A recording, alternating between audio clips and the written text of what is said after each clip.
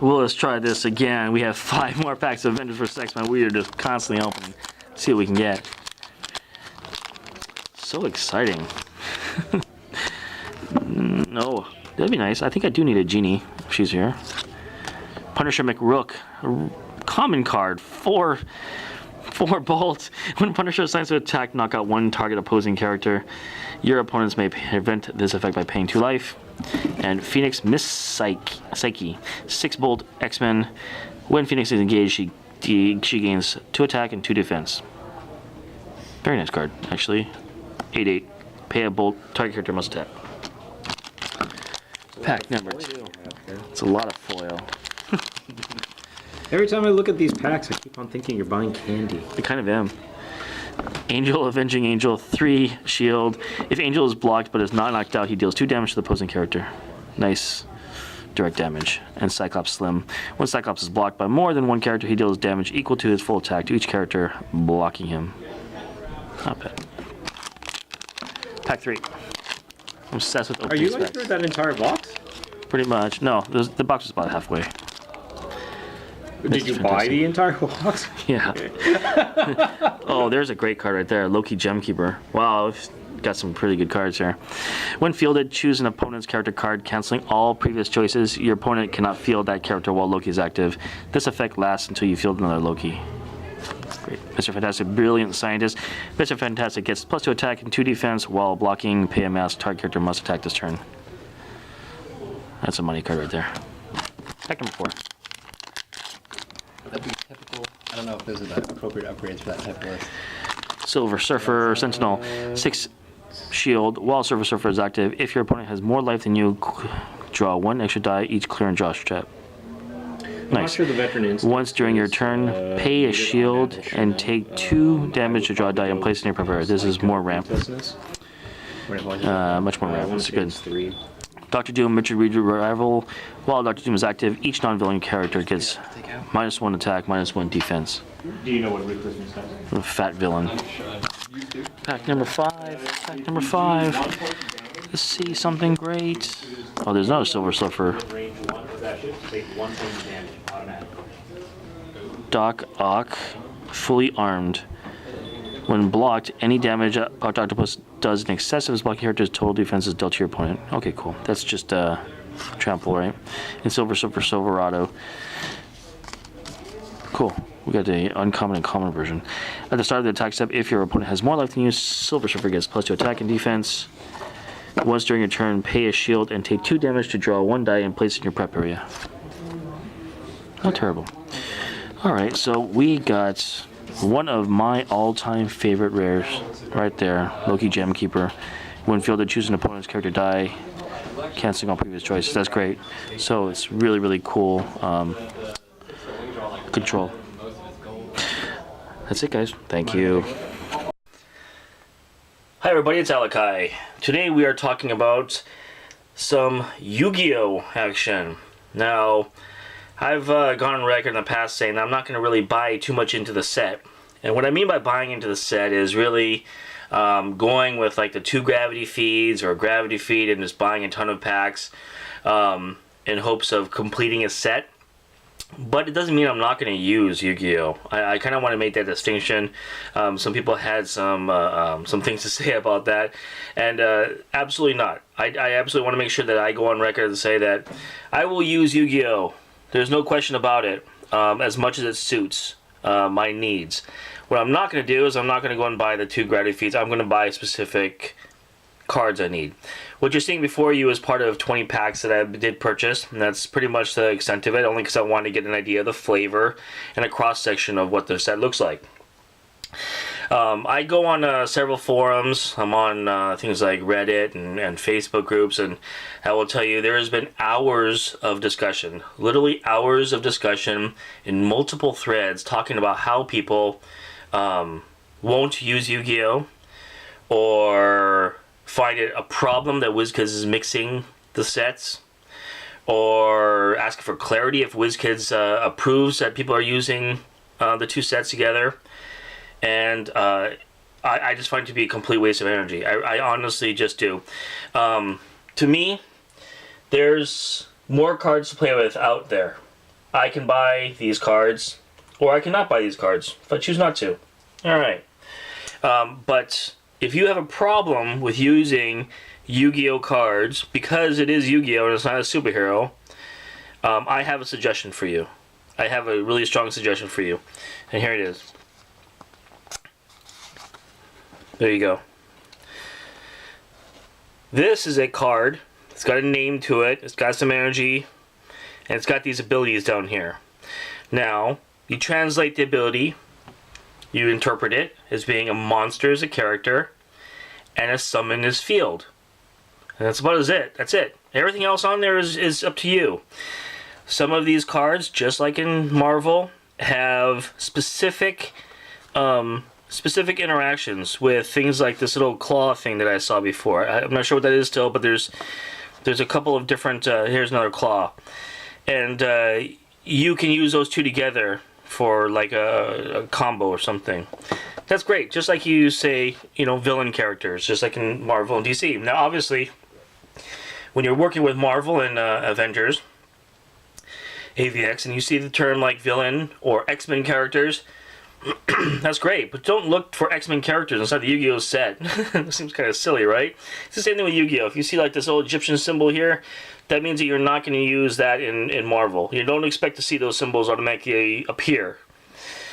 These are the obvious things. But I did want to address the fact that my opinion about it is that these cards are like anything else. I will also admit that I do not have a single idea. I did not have a single idea who some of these Marvel guys were. Right? Like, I know... Okay, so I'm going to break the rules here, but I don't know who Psylocke is. I have no idea. I've never seen a comic with her in it. But guess what? She's a good assassin, and I'm going to use her. I don't know who... I know who Mystique is because we're talking about the movies. And I know who Black Widow is because of the movies. There's I don't know, what is there, 200 other characters in here that I just don't know who they are. And that's fine, right? I've heard of Venom. I certainly didn't know his name was Angelo Fortunato. I've heard of Deadpool. I don't know what Chayano Sake refers to. Maybe that's his name. I have no idea. But guess what? I'm going to use it. Why? Because it's a card to play with. It's part of the pool of cards that you can use to interact and make your teams. So now I thought, okay, well, that's interesting enough, but what about making those teams? Is there any opportunity for interactions? Well, I by no means am a prolific builder, but I do once in a while present ideas, right? I just want to present some ideas to everybody. Here's Gabi. Now, Gabi's got a problem. Gabi's got a big problem in that every time you use Gabi, people love keeping him in the reserve or the field. And that's exactly what you're supposed to do, right? You don't want people to cycle Gabi in and out because every time you field Gabi, it's doing damage of your sidekick characters inside the field. That's great. So what do people do on the offense? They see Gabi, they automatically start saving their energy to distract him back, or they save a sidekick in order to make him block it so that he gets pushed back again. And that's wonderful. That's exactly what you're supposed to do with somebody like Gabi. Well, as a Gabi player, what do you do against that? Well, sometimes you use the Magnetos under Commando, so you re-roll Gabi out of the reserve, out of the, God, I keep saying reserve, out of the field, so he comes back down to the reserve area. Sometimes you can do some interesting interactions and get him out of there, spinning stuff, right? Target himself. You can knock him out, so you can actually do that, and you can actually get him back. I got that bad glare going on there. But, hey, I present something to you. How's about a card that is received a bit of scrutiny and a bit of opportunity? Here's Blue Eyes White Dragon. Let me read this ability to you. I'll take it out of the shield here. Can you read that there? Once per turn, you may knock out one of your monsters to give this monster +3 attack. Pretty darn good, but 7 bolt cost. 3, 8, 7 for level 3. But wait a second, there's more on the card here. What does that card say on the global ability? Pay a bolt and knock out one of your monsters. Reduces the cost of the next die you buy by 2 energy. Wait a minute. So I can knock out one of my characters, and then I can also then buy another character with 2 less energy, like a generic. That's awesome. These two work really well together. I'm gonna tell you right now. You need to get rid of Gabi out of the reserve so you can the field, so you can cycle him back in again. and all of a sudden you have an answer. You no longer have to use Asunder Commando, which actually could be used against you and have him re-rolled. Great card. Now, here's something interesting that I saw. What I noticed is that, wait a second, Gabi's a Bolt, and Blue Eyes White Dragon's a Bolt. Geez, I wonder if there's anything that I want to play with that's like a Bolt. A Bolt character. Well, hey guys, welcome back. Pyro Uncontrolled. I've gone on record. I love this card. This is my favorite card. I don't know why. It never works out for me. I've taken apart that deck so many times. But I don't know, man. It's just never gotten through because I can never really build a great Bolt deck around that. Okay, well, maybe Pyro can come back in again, but is there anything else that I can use? Anything new? Anything new that works with Bolts? What? Baby Dragon. When this monster attacks, it gains +1 attack for each other Bolt monster you control. A pump. Automatically a pump. Now, is that going to be asking too much? I'm not sure yet. Playtesting is needed. But guys, Bolt. All of a sudden, something to think about. Okay, so I thought I'd give you another card that really shook things up. Morphing Jar. Amazing card. Amazing card. Let me tell you why. Not only is it just a 1 cost, a 1 mask, which gives you 2 opportunities to get, right? Because you have the mask or you have the question mark. That's 30%. It's 2 of the 6, 33%. That you're going to roll this guy in. And look at his stats. 001, and his hit level or his attack is 4-3. Amazing. So it's not just a ground attacker. It's also ramp for things like PXG, for Professor X, and using your masks appropriately. You want to get him in. That's great. That works really well. So, guys, Morphing Jar with something like Professor X, all of a sudden, you're fueling your turn so you can actually do that ramp a little more effectively. Now, in the very beginning of the game, this is what I found, Morphing Jar. Beginning of the game, I want him to roll those double masks.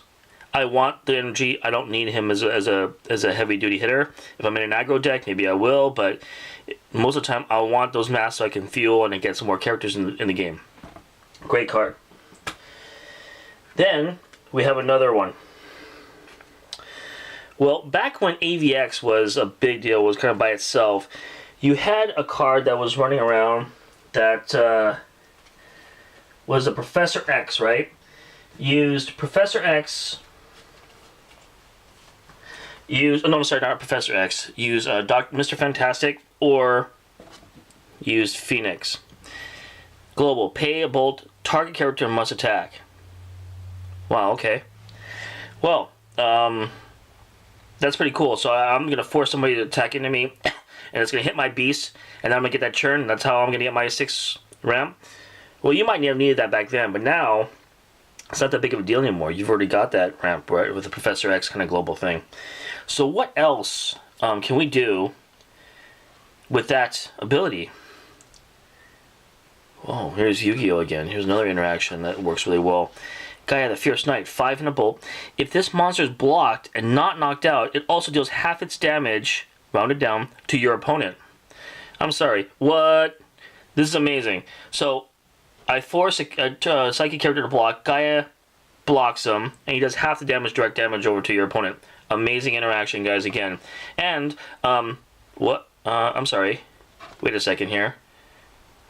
Is this a Bolt? And this is a Bolt? More Bolt characters to work together? Awesome. Red asks very little of you. Pay a Bolt, target character must attack. Feel it, bam, direct damage, direct damage, direct damage. Hit it, hit it, hit it. So, guys, some interactions, some interesting combos. And this is only the beginning. This is only the very beginning of what we're talking about here. We've got some more stuff to come. So, thanks for watching. Take care. And hope it helps.